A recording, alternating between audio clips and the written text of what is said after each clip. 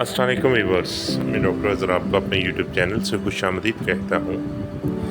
मेरी आज की वीडियो ऐसे लोगों के लिए इंतहाई मुफीद साबित होने वाली है जिनका बॉडी वेट बहुत ज़्यादा कम है।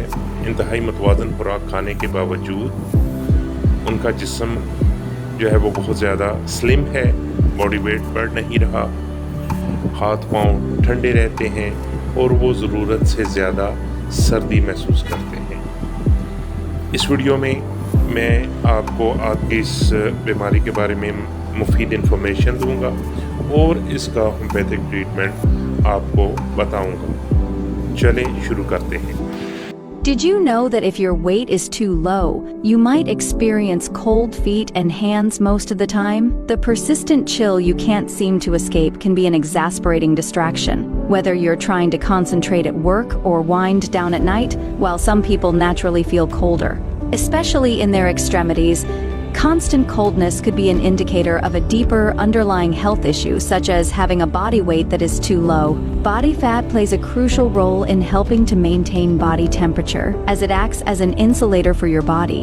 When you lack this insulating layer due to low body weight, you become more susceptible to feeling cold. Low body weight can result from various factors, such as aging, chronic medical conditions that cause a loss of body fat, or even fat loss associated with eating disorders. It's important to consult with your doctor to assess your body mass index, BMI, and weight to determine if you are within a healthy range for your height.